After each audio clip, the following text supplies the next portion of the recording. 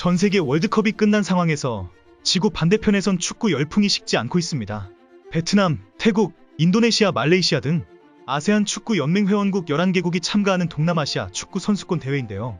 이 대회는 현지에서 제법 월드컵급으로 인기가 많을 정도로 치열한 가운데 신태용 감독에 이어 박항서 감독, 김판곤 말레이시아 감독도 차례로 4강 진출권을 따냈습니다. 반면 일본인 지도자들에게 지휘봉을 맡긴 팀들은 모두 조별리그 관문을 넘지 못해 대조를 이뤘는데요. 한국인 지도자들의 압도적인 강세 속에 일본 감독들은 고개를 숙였고, 그동안 동남아 축구 대회에서 관심조차 가지지 않던 유럽 매체들도 한국인 감독들의 대단한 활약에 이례적으로 보도에 나섰던 것입니다. 4강 대진은 인도네시아, 베트남, 말레이시아, 태국의 맞대결로 구성됐고, 신태용 감독과 박항서 감독이 결승 진출을 놓고 진검승부를 펼칠 예정입니다. 말레이시아 김판곤 감독은 디펜딩 챔피언 태국을 상대해야 하는데요. 만약 김판곤 감독이 이끄는 말레이시아가 결승에 오르면 이번 대회는 한국인 감독 간 결승 맞대결로 펼쳐지게 됩니다.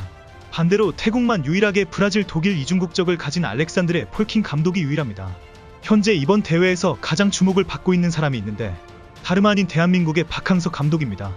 이 대회를 끝으로 지휘봉을 내려놓는 박항서 감독은 지난 2018년 우승에 이어 유종의 미에 도전하고 베트남을 10년 만에 정상으로 이끈 박항서 매직의 시작이었는데요.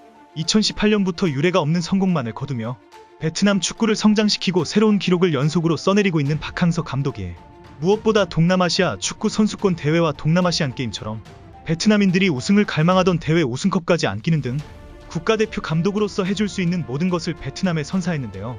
박항서 감독이 재계약을 하지 않아 2023년 1월 말일부로 작별한다고 발표가 났기 때문에 베트남 대표팀에서 마지막으로 지휘하게 될 대회이므로 일각에서는 월드컵 16강 진출을 이끌고 명예롭게 떠난 파울루 벤투의 뒤를 이어 차기 대한민국 축구 대표팀 감독으로 부임하지 않겠느냐는 썰이 나돌고 있지만 여전히 축구 대표팀의 자리는 누가 정해질지 모르는 상황입니다. 그런데 2022 AFF 미쓰비시 정기컵 베트남의 행보가 예사롭지 않은 모습입니다. 1차전 라오스전에서 6대0으로 대승을 거두었고 2차전 말레이시아전 역시 3대0의 완승을 거두며 2연승을 달렸습니다. 3차전 싱가포르전에서는 0-0으로 비겼으나 마지막 미얀마전에서 3대0으로 승리하며 조 1위로 4강에 진출하자 이날 새벽까지 베트남에서는 뜨거운 축구 열풍이 식지 않았던 것입니다.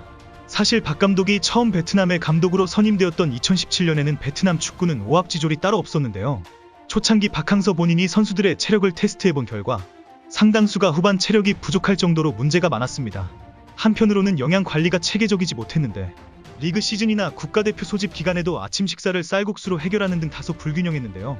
이를 알게 된 박항서 감독은 베트남 축구협회에 개선 요청을 했고 그 결과 삼시세끼 모두 고기 등의 단백질이 대거 포함된 식단으로 바뀌었으며 박항서의 부임 이후 체력 면에서 더 좋아진 건 덤이며 선수들 또한 영양가 있는 음식을 먹게 되어 좋아했다고 밝혔습니다.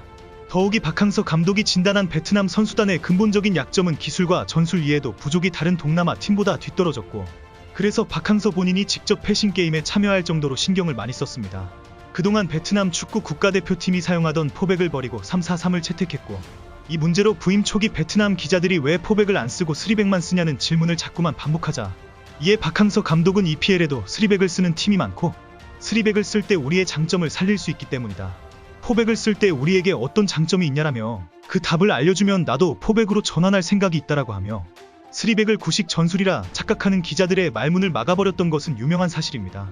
부임 당시엔 프로 무대에서 밀려나 실업 리그에서 감독을 하던 축구인을 데려왔다는 일부 팬들의 부정적 평가를 무릅쓰고 대표팀을 이끌며 10년 동안 못 이겼던 태국을 원정에서 격파하는 비범함을 보여주었는데요.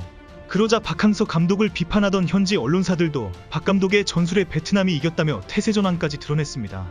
이에 앞서 월드컵 러시아 2차 예선에서도 태국을 상대로 이전 전패를 기록하자 그 여파로 당시 감독이던 미우라 토시아가 경질되기도 하는 등 그만큼 베트남한테 태국은 안적이었는데 박 감독으로 취임하자마자 승리를 거두면서 입지를 확고하게 다진 것입니다. 그리고 박항서 베트남 감독이 인도네시아와의 준결승에 대한 자신감을 밝혔는데요. 라스트 댄스 박항서 감독이 이끄는 베트남이 3일 하노이 미딘 스타디움에서 열린 미얀마와의 아세안 축구연맹 미쓰비시 정기컵 B조 최종전에서 3대0으로 승리했습니다. 조별리그를 3승 1무로 마무리하며 승점 10점을 쌓은 베트남은 같은 시간 싱가포르를 4대1로 꺾은 말레이시아에 승점 1점 앞서며 B조 1위로 토너먼트 진출을 확정지었는데요. 이번 대회가 박항서 감독과 함께하는 마지막 대회인 베트남은 4강 토너먼트에 진출하며 지난 2018년에 이어 두 번째 우승으로 아름다운 마무리를 할 준비를 마쳤고 베트남은 한 수 아래의 전력인 미얀마를 상대로 압도적인 공격력을 과시했습니다.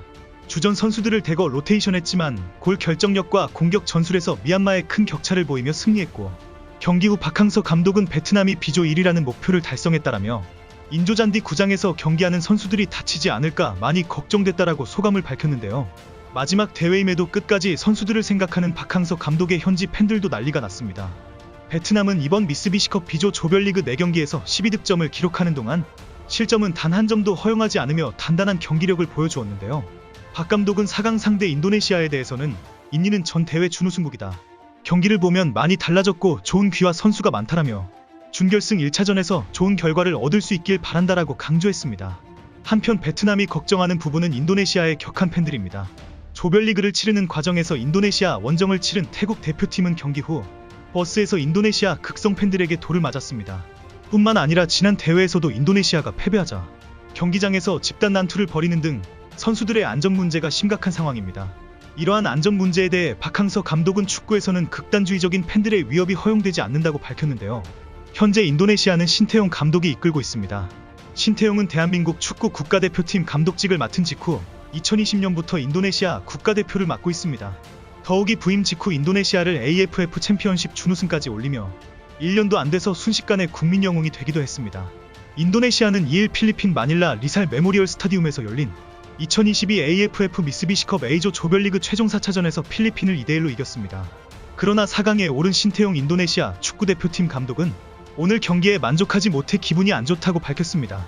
인도네시아로선 아쉬움이 클 수밖에 없던 결과인데, 인도네시아는 필리핀을 상대로 다득점 대승, A조 1위에 올라 B조 1위가 유력한 베트남을 피하는 게 목표였습니다. 하지만 베트남과 만나게 되었고, 이 대회 준결승에서 한국인 감독이 격돌하는 것은 이번이 처음입니다. 조별리그에서는 한국인 감독 간 대결이 며칠 전 성사됐는데, 박항서 감독의 베트남과 김판곤 감독의 말레이시아가 지난해 12월 27일 조별리그에서 맞붙어 베트남이 3대0으로 이겼습니다. 이제 주목할 부분은 한국인 감독이 나란히 동남아컵 결승에 진출하는 첫 사례가 나올지 여부입니다. 반면 일본인 지도자들에게 지휘봉을 맡긴 팀들은 모두 조별리그 관문조차 넘지 못하며 대패를 했습니다. 이번 대회에 참가한 일본인 감독들은 히로세 류 감독, 니시가야 다카유키 싱가포르 감독이었는데, 한국인 지도자들의 압도적인 강세 속에 일본인 감독들은 고개를 숙였던 것입니다. 히로세가 함께 지휘한 캄보디아는 필리핀과 브루나이를 이겼지만 인도네시아와 태국의 벽을 넘지 못한 채 2승 2패로 조별리그에서 탈락했고, 그나마 캄보디아 역대 AFF 챔피언십 대회 최다 승을 거두긴 했으나 사상 첫 4강의 기적까지는 쓰지 못했는데요. 니시가야 감독이 이끈 싱가포르도 조별리그 탈락의 쓴맛을 봤습니다. 한국인 감독들과 반대되는 결과 속에 일본인 감독들이 동남아 축구에서 설 자리는 크게 줄어들 수밖에 없게 됐는데요. 더욱이 현지에서도 일본 감독보다 유능한 한국 감독을 영입해야 한다는 목소리가 커지고 있던 것입니다. 이번 대회에서 한국인 감독의 활약이 어떤 결과를 남길지 진심으로 응원하는 마음으로 영상 마치겠습니다.